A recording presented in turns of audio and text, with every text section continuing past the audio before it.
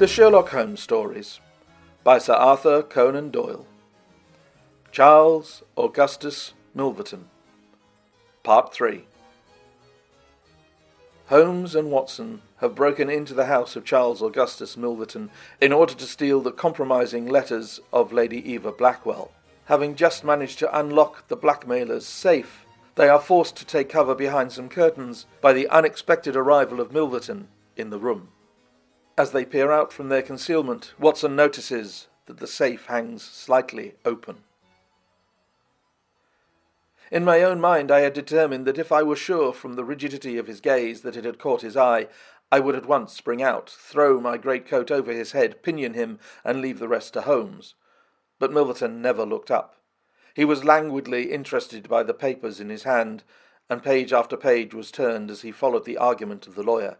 At least, I thought, when he has finished the document and the cigar, he will go to his room.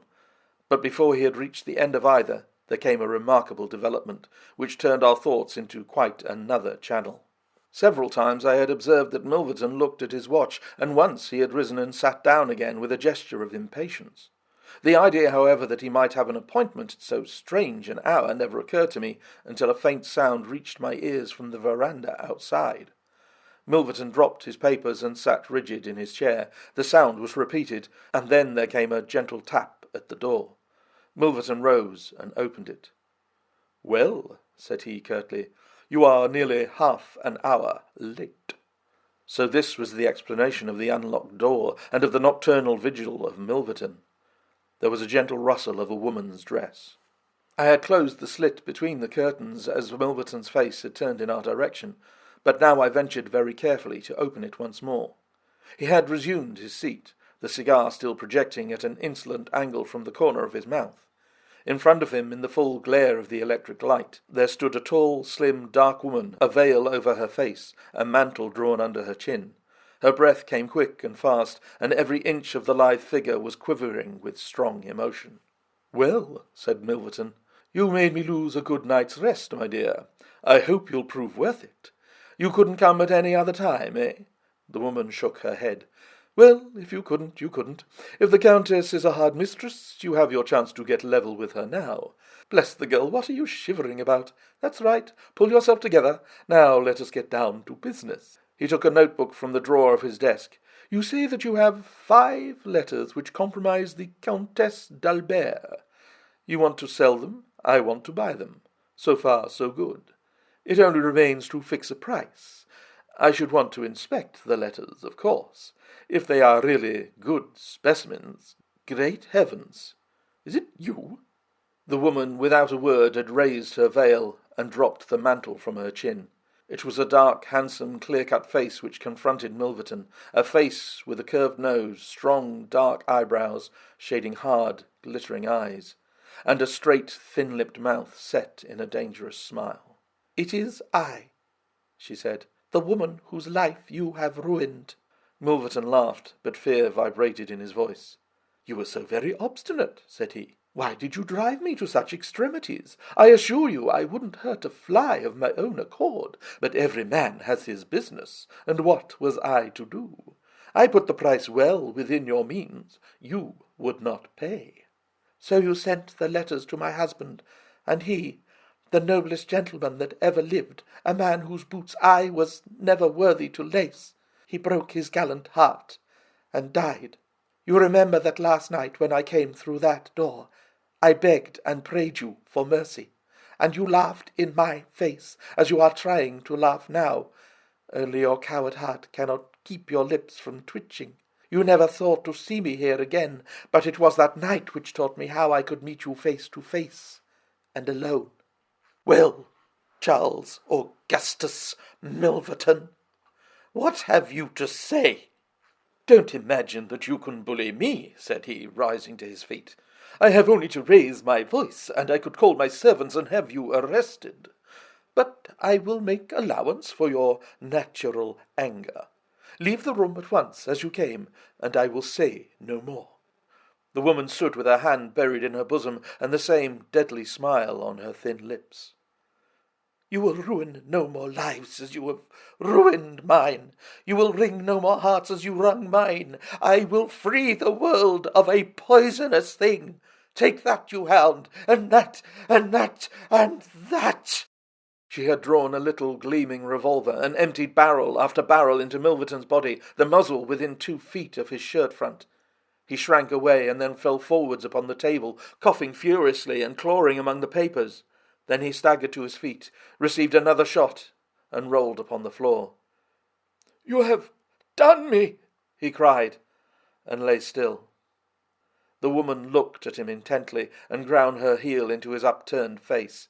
She looked again, but there was no sound or movement. I heard a sharp rustle, the night air blew into the heated room, and the avenger was gone.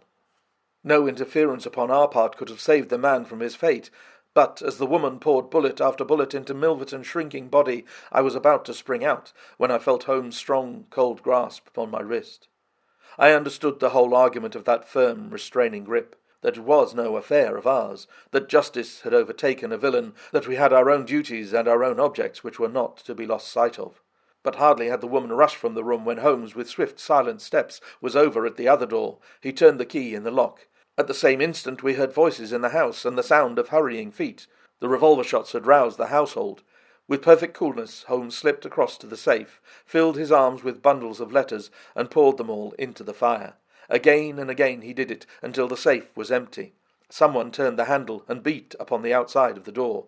Holmes looked swiftly round. The letter which had been the messenger of death for Milverton lay, all mottled with his blood, upon the table.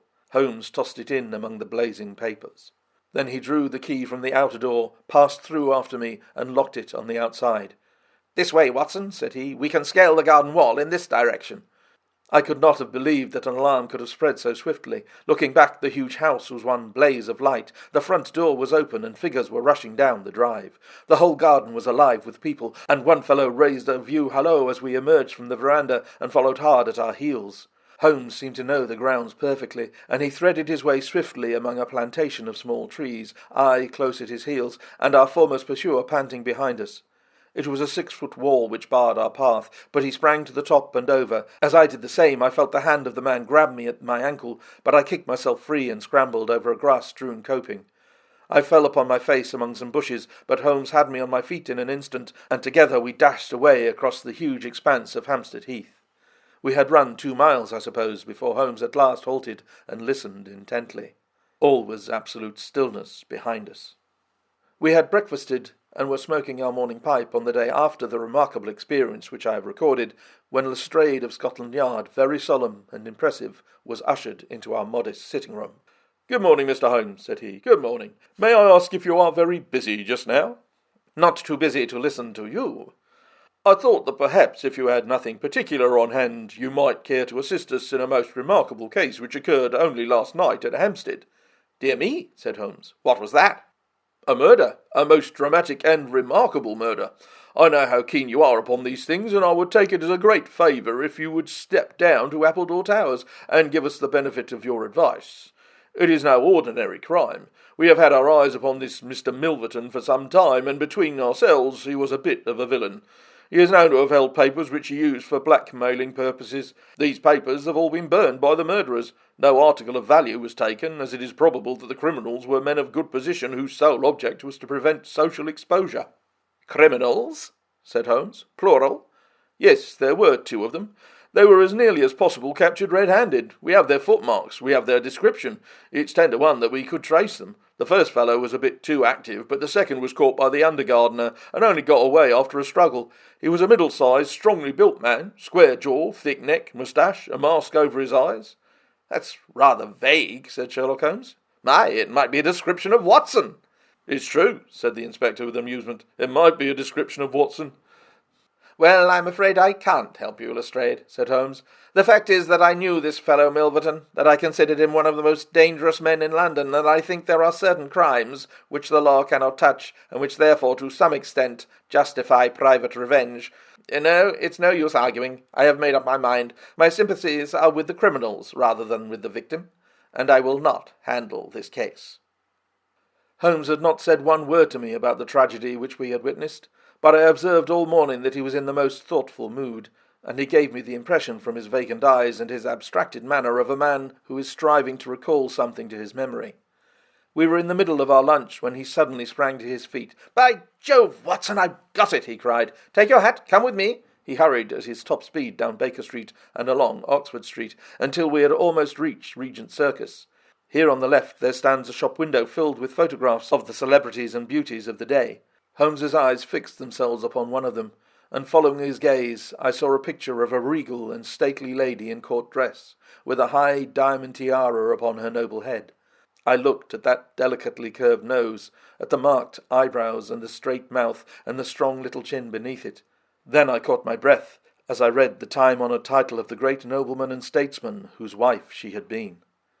My eyes met those of Holmes, and he put his fingers to his lips as we turned away from the window.